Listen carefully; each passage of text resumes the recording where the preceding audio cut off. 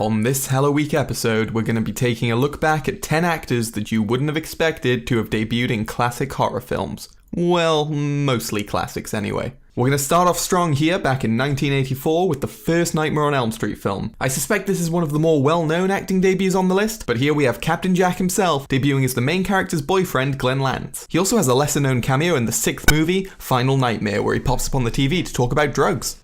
This is your brain. This is your brain on drugs. At number 2, we're going forward in time to 1987 and looking at Elm Street 3 Dream Warriors with Patricia Arquette. Now, she's famous for a show called Medium, but I know her for the Tarantino flick True Romance, and if you're watching this video in the future, then maybe you know her as the voice of someone in Toy Story 4. I mean, she's ranked above Tim Allen here, so you'd imagine it's a pretty big role. Anyway, back on topic. She debuted in Dream Warriors as Kristen Parker, the main character with the power to pull other people into her dreams. Spooky. At number 3, we have Jennifer Aniston in Leprechaun. Who here likes Friends? If your hand didn't go up, you're wrong. Before she became the quintessential girl next door character, and long before Horrible Bosses, she had the pleasure of making her film debut in 1993's Leprechaun, and had the absolute pleasure of being chased around daily by Warwick Davis in a leprechaun costume. Imagine that. Texas Chainsaw Massacre Next Generation gave us 2 whole debuts here at number 4 and 5 with Renee Zellweger and Matthew McConaughey. Before being able to choose between 2 different guys for about 10 years straight catapulted her into stardom 3 separate times, Renee Zellweger debuted as the protagonist in Next Gen. She's pretty good in the film and it's given fans of her a nice option. If you're not a fan of her rom-com movies, maybe you're a fan of watching her immensely suffer. I mean, I don't know what you're into, I'm not here to judge, but I'm just saying the option's there. Now, for all you people fact-checking everything I'm saying on IMDb, yes, this is technically McConaughey's 4th film, with him previously starring in ignorable classics like Angels in the Outfield, the less ignorable Dazed and Confused, and his Oscar-worthy performance as guy number 2 in My Boyfriend's Back. But to me, this is still his debut as a starring character. In fairness, he puts in a good performance as Vilma, evil truck driver and member of the Leatherface clan. But despite all the effort he put in, it still wasn't enough to save this film from itself.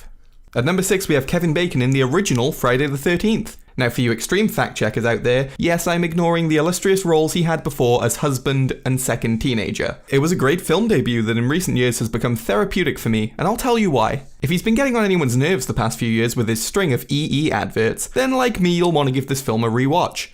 Yeah, try and sell me your internet packages now, Bacon. At number 7, we have Leonardo DiCaprio in Critters 3. Before he was fighting off bears and snorting countless drugs on screen in a merciless hunt to win his Oscar, Leo was fighting off mutant space hedgehogs in a New York apartment, which in my opinion is arguably the best Critters plot and the 3rd best Critters movie.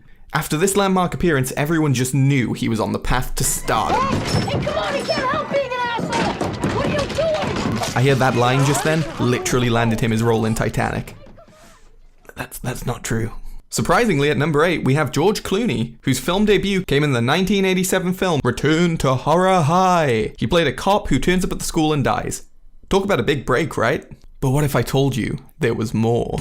If you look even further back, he was in an unreleased horror film in 1983 called Grizzly 2: The Concert, about a giant grizzly bear attacking a rock concert in a national park. I'm really hoping this is leaked somewhere online because who doesn't want to see a film called Grizzly 2: The Concert starring George Clooney?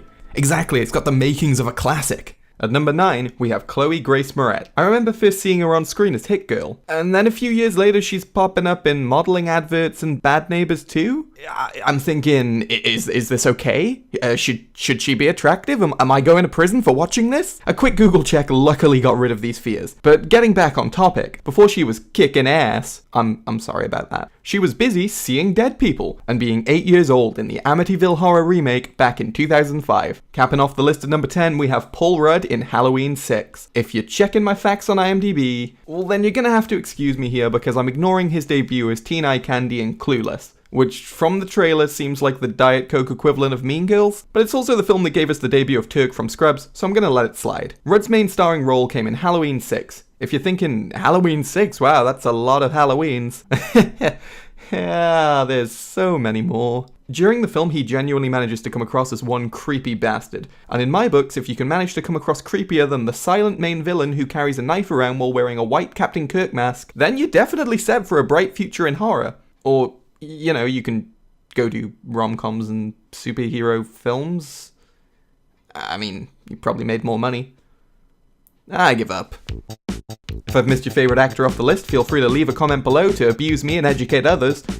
Also, consider, there's a subscribe button down there. I'm not going to tell you how to live your life, but, just, it's there, Hint, hint, hint, hint.